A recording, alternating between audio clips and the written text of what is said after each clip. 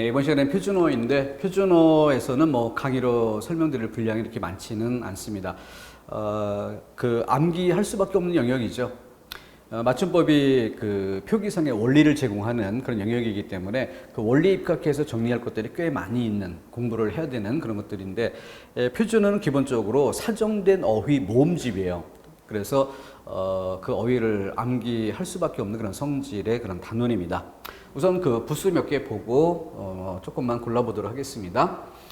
몸신자하고 뼈골자 뭐 그 획 자체가 그 획수도 조금 있고 좀 모양도 좀 독특하기 때문에 시각적으로만 대충 봐도 뭐 충분히 이해될 수 있는 부분이고, 일단 이런 것들이 글자 속에 쓰일 때 몸소 행할 궁, 그리고 몸체, 또 넓적다리 비 이렇게 쓰이는 걸 보면은 이 뼈골자라고 하는 것도 뼈라는 그 부분만 나타내는 것이 아니라 몸이라는 뜻.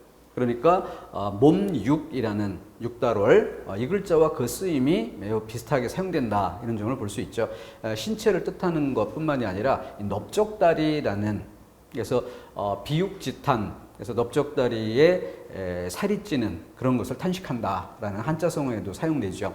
그래서 이런 부분들은 그 장군이 군사로서 전장에 나가 열심히 활동을 하고 활약을 해야 되는데 그러지 못하고 안온하게 이렇게 머물러 있는 그런 처지를 좀 지나치게 안전하게 살고 있다, 뭐 그런 상황들을 좀 탄식하는 그런 때 쓰는 표현인데, 넓적다리라는 그 신체를 나타내는 부분에 육다로를 쓸만한 몸육자를 쓸만한 그런 부분에 이 뼈골자가 대신하고 있다. 신체를 뜻하는 그런 용도로 쓰인다. 뭐 이런 정도만 대략 봐두시고, 쓰임새가 아주 폭넓거나 또 시험에 중요하게 쓰이는 정도는 아니니까 가볍게 봐도 좋겠습니다.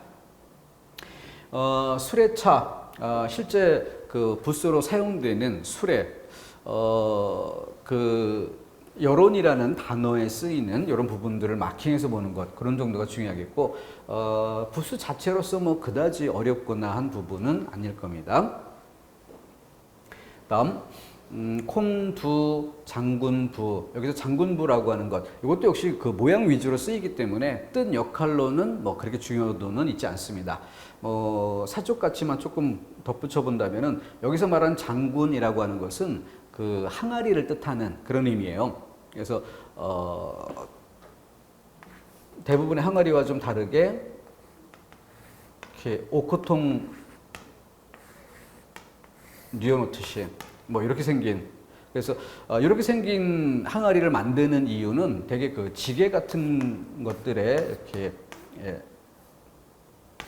이렇게 그리면 될까요? 얹어서, 지게에 얹어서 지고 다니고 이동이 좀 편안하게 이렇게 해서 만든 이런 것들입니다. 여기다 뭐 똥을 퍼담아서 옮긴다 그러면 그걸 똥장군이라고 하는 것이고, 그래서 그런 항아리라는 뜻의 장군. 근데 뭐 그런 뜻으로 쓰이는 것보다는 글자 속에 뭐 모양을 만드는 그런 재료 정도로 쓰이는 것으로 특징되고, 콩두자 역시 주의할 점이 있다면은 파자 할 때, 이를테면은 이것 글자 위에 열십자를 얹어 본다면은 잘못 생각하면은 그 흑토나 아니면 선비사 이런 것쯤으로 잘못 이해할 수 있죠. 위에 열십자만 따로 떼고 밑에 이렇게 합쳐서 콩두라는 부수를 이룬다는 것. 이걸 빼면은 한글 묘자처럼 보일 수 있죠. 그런 식으로 파자해서는 안 되는 것이고, 한자답게 파자하는 그런 방법만 익혀두면 충분하리라 봅니다. 쓰임새가 그렇게 복잡하지는 않습니다. 다음, 이 글자는 역시 모양 위주에서 제일 주목할 만한 부분이 이 변화할 화, 될 화, 이 글자가 어떻게 변형되는가. 오른쪽 부분이 좀 이렇게 수직으로 내려가다가 꺾이는 형상에서 좀 비스듬하게 뻗어가는 이런 모양. 그리고 왼쪽에 있었던 인변, 이 모양이 밑에 획만 남고 삐침, 이 부분이 수평 방향으로 나타나는. 그래서 이 글자가 이 긴 장자의 아랫부분, 그리고 지지진이란 글자의 이 아랫부분, 이것이 바로 될 화, 변화할 화의 획이 변형된 모습이다. 이걸 떼어내고 나면 나머지 부분 이 엄호는 시각적으로 쉽게 이해가 되죠. 그렇기 때문에 지지, 진 이런 글자를 이해할 때 제일 중요하게 생각할 만한 포인트는 가운데 한일 획이 들어있다. 요 획 하나, 이거 딱 챙겨보는 것이 이 글자를 이해하는 포인트가 되죠. 요 델화를 안다면. 그거 이외에 뭐 다른 글자 속에서도 글자 전체를 이렇게 파자에서 암기하는 데 도움을 주는 그런 정도로서 부수 자체가 뜻으로 많이 쓰이지 않기 때문에 큰 어려움은 없습니다. 가볍게 보시고요.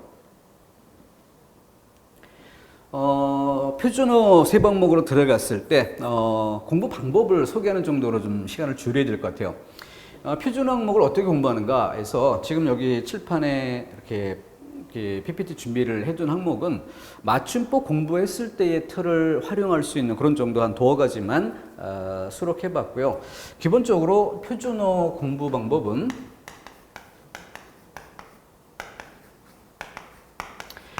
제일 먼저 해야 될 일이 기출문제를 모으는 것입니다.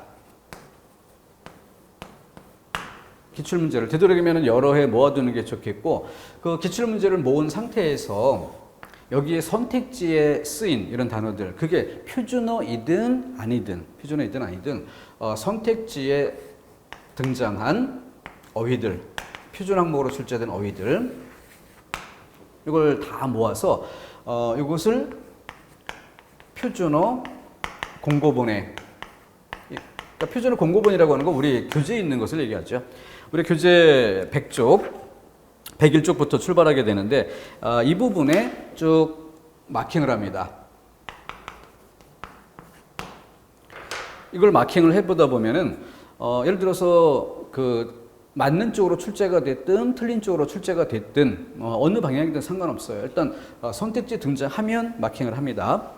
그러면은 뭐 적은 어휘를 이용하는 경우는 선택지 하나에 한 단어씩 해서 4개 선택지 4개 단어 이런 정도 쓰이는 것도 있지만, 복잡하게 출제하는 경우는 한 개 선택지의 단어는 1번 안에 4개, 2번에 4개 이런 식으로 해서 한 문제에 뭐 10개 그 어휘들이 사용되는 이런 문제도 있죠.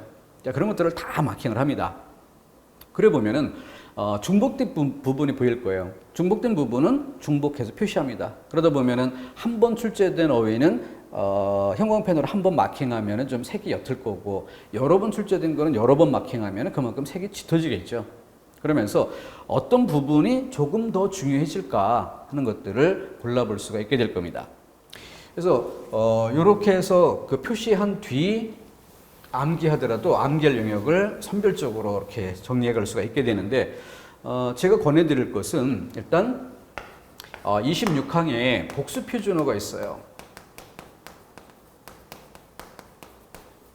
이 부분을 주의해야 되는데, 복수 표준어이기 때문에 두 가지 형태를 다 표준어로 인정하는 그런 모습입니다. 공부하기 참 번거롭고 한 개 항 안에 어휘 수가 엄청나게 많아요. 그럴 때 부담이 제일 큰 부분입니다. 그래서 제가 권해드리는 것은 26항은 일단 제외하고 공부할 방법을 찾아보자. 왜냐면은 26항을 모두 다 암기해야만 하는 이런 상황은 어떤 경우일까? 그거는 4개 선택지 중에 2개 선택지 이상 26항에서 출제했을 때 이런 문제가 있느냐를 먼저 유의해서 살펴보도록 해야 됩니다. 26항은 암기하기가 굉장히 부담스러운 항목인데, 그걸 암기해야 되느냐 말아야 되느냐를 먼저 판단해야 된다는 거죠. 그러면 26항을 암기해야 되는 경우는 언제냐? 이렇게 한 문제 안에 2개 선택지 이상 26항에서 재료를 썼을 때 그걸 구별해야 되니까, 그쪽에서 답이 결정될 수 있게 해야 되니까. 그런데 이걸 일단 빼고 가자라고 말씀드리는 이유는, 나머지는 암기를 충분히 할 만큼 양이 적다는 거예요. 그래서 나머지를 암기해서 만약에 26항에서 1개 정도 선택지가 들어온다 해도 그 부분은 빼고 내가 암기했던 범위를 벗어나겠죠. 얘는 일단 빼놓고 나머지 3개 선택지로 판단을 내리자는 거예요. 그래서 맞는 걸 고르라고 했을 때 나머지 3개 중에 확실하게 맞는 게 있는지, 틀리는 걸 고르는데 나머지 3개 중에 확실하게 틀리는 게 있는지, 만약에 내가 판단해야 할 암기에서 충분히 판단할 수 있는 나머지 항의 어휘들 이것이 세 개가 다 맞거나 세 개가 다 틀리는 그런 상태라면 암기해두지 않았던 아마도 26항에서 출제됐음직한 잘 모르는 그 단어를 답으로 상대적으로 골라갈 수가 있겠죠. 이렇게 4개 선택지 중 3개만 확실하게 알면은 답은 맞출 수 있는 것이다 라는 점을 믿고 일단은 양이 많은 26항은 일단 좀 접어두자. 대신 나머지는 좀 철저하게 할 필요가 있겠죠. 그리고 최근에 추가된 어휘들이 좀 꽤 있어요. 그리고 최근 연도 출제되는 시험 문제들은 특히 서울시 등등 해서 이런 부분들 새로 추가된 어휘에서 출제하는 이런 사례가 많아지고 있죠. 그것 우선순위로 암기해 가도록 해야 되겠습니다. 자, 그러면은 이 부분은 본ጥ이 살아있다, 그렇지 않다라는 것으로 표기의 방향이 결정된 이런 사례를 견주어 볼 수 있도록 배치를 해봤습니다. 그래서 이 부분이 앞에 그 5항하고 뒤에 8항 뭐 이런 부분에 관련된 어휘들을 한꺼번에 섞어서 이렇게 제시를 해본 거예요. 요 삼촌 같은 경우는 현실적으로 대부분 발음이 삼춘이라고 발음되는 경우가 훨씬 많다는 것이에요. 삼촌의 발음이 삼춘이 옳다 이걸 얘기하는 게 아니라 양쪽으로 많은 사람들이 그렇게 부른다. 근데 다수가 이렇게 부름에도 불구하고 표기는 삼촌을 맞는 것으로 인정한다. 왜냐하면 본뜻이 살아있다. 어원의식이 투철하기 때문입니다. 그러니까 촌수 따지는 방법 우리가 잘 알고 있잖아요. 나로부터 아버지 일촌, 아버지로부터 할아버지까지 또 일촌, 할아버지의 그 자식 낳은 사람, 낳아준 사람으로 올라가면서 일촌, 낳은 사람으로 일촌. 그래서 세 마디이기 때문에 삼촌이고 삼촌이 결혼해서 자식을 낳으면 나하고 사촌이 된다는 것도 알고 있죠. 그래서 촌수 이 부분이 분명히 어원의식이 살아있기 때문에 발음과 무관하게 그리고 부조, 상호 부조, 서로 돕는다는 그 뜻이 잘 살아있기 때문에 부주, 부주돈 이런 말을 많이 사용하고 있어도 이것을 표준으로 인정한다. 사돈 역시 마찬가지입니다. 그런 것에 비추어서 오른쪽은 어원의식이 사라졌다. 강낭콩이라는 이 단어는 본래 강남에서 왔기 때문에 그래서 강남콩 또 강냉이도 강남이 뭐 이렇게 부르는 데서 비롯됐다라고는 하지만 우리는 사실 이 강남이 어디냐 뭐 그 텔레비전에 옛날에 어떤 프로에서는 이걸 실험해 보겠다고 뭐 강남에서 온 제비 그래서 제비에 인식표를 달아가지고 어디까지 가는가 뭐 이걸 추적해 보는 그런 경우도 있었는데 제비는 뭐 쭉 그 동남아 쪽으로 가서 말레이시아 이쪽 지역까지 갔다가 뭐 돌아온다 뭐 이런 그 얘기도 있어요. 그래서 우리가 그런 지역을 인도네시아나 말레이시아 뭐 등등 이런 지역을 강남이라고 인식하는가 그조차도 뚜렷하지 않은 거죠. 그렇기 때문에 강남콩이라는 거는 노란콩, 파란콩 하듯이 그냥 콩 이름 정도로 인식이 되는 거지 강남에서 비롯되어라는 의식은 사라졌다. 강남이라고 쓸 이유가 없게 되는 거죠. 사글세 역시 마찬가지예요. 삭 그러면은 예를 들어 그 삭이라고 하면은 요금 정도의 뜻으로 이렇게 간주해 볼 수 있는데 뒤에 월세 그럼 여기서 세라는 말은 또 세금이라는 뜻과 관련되는가? 세금하고는 개념이 다르죠. 그죠? 그렇기 때문에 만약에 삭이라는 걸 요금 정도의 뜻으로 이해해도 그래도 세라는 의미와 중복돼 버립니다. 한 단에 똑같은 의미가 양쪽에 쓰이는 중복되게 쓰이는 그렇기 때문에 뚜렷한 어원의식이 없다고 보아 소리 나는 대로 편하게 사글세라고 적게 된 거죠. 자, 다음 이거는 사이소리에 관련되는 그런 항목이라서 이 부분은 좀 정리해 볼 필요가 있는데요.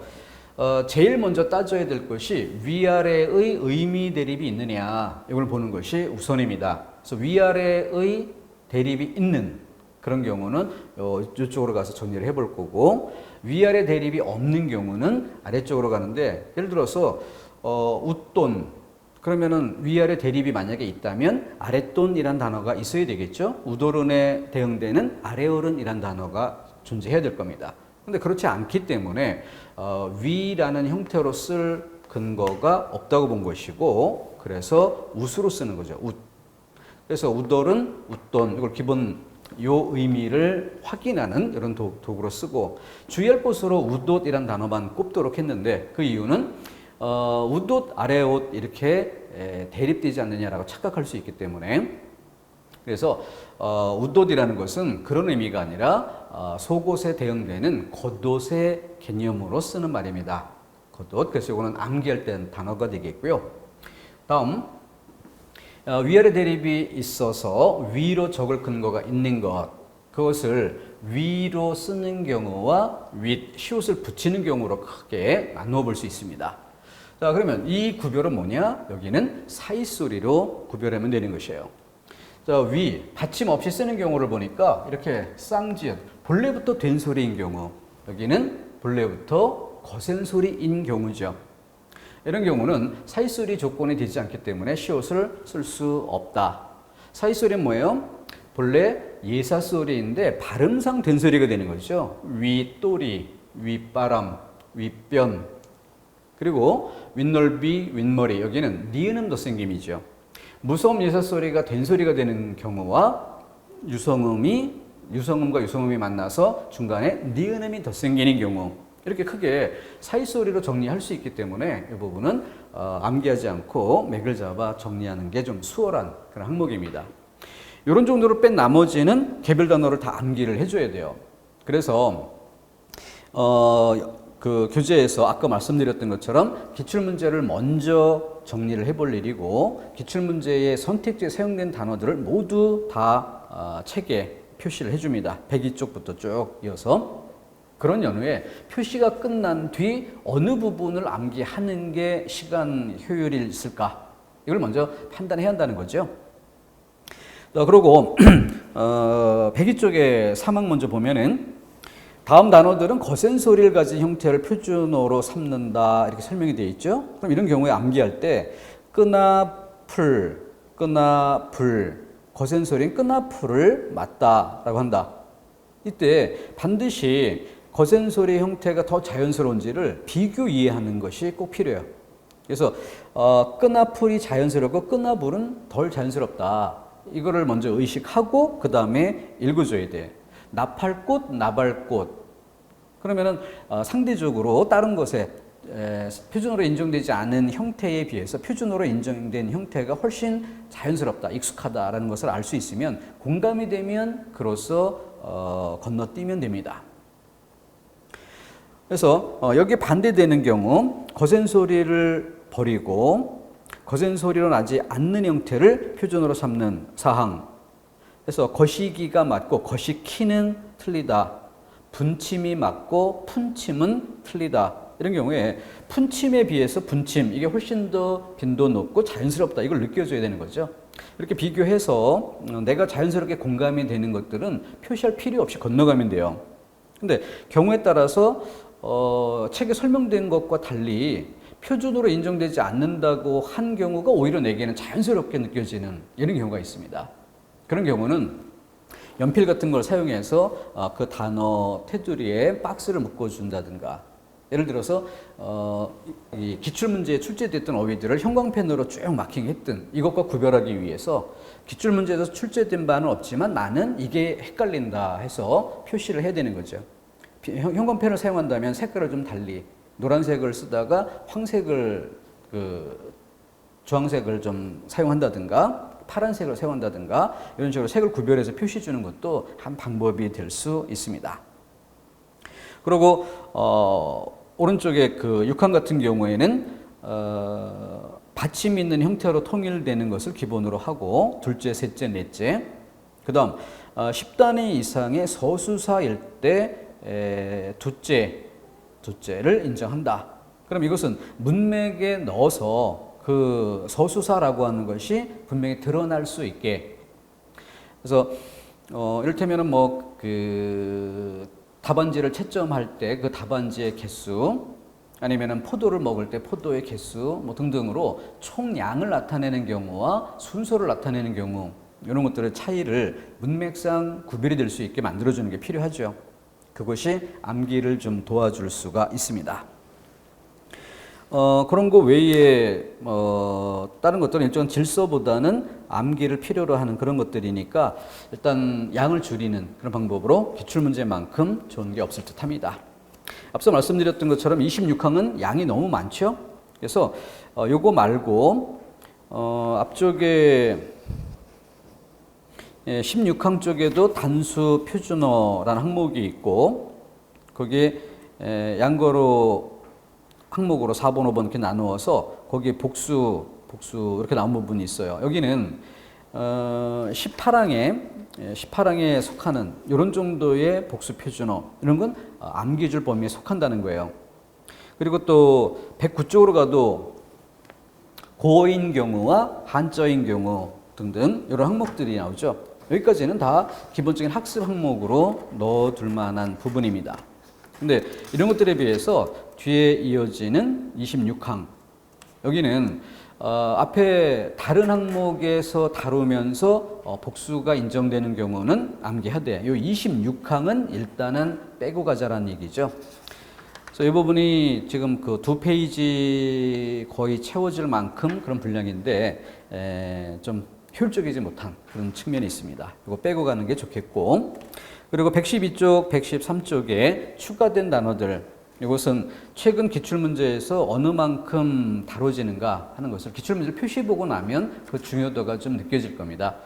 앞에 기본항에 있었던 것보다는 기출문제로 표시되는 양이 좀 적더라도 그래도 대세는 새로 추가된 어휘들이 다뤄지는 그런 방향으로 가는 것이니까 이런 부분은 조금 더 시간 비중을 두고 그렇게 정리를 해주셨으면 좋겠습니다. 자, 그 정도로 해서 표준어에 대한 소개는 일단락 짓고 끊었다가 외래어 로마자 이런 항목으로 이어가도록 하겠습니다.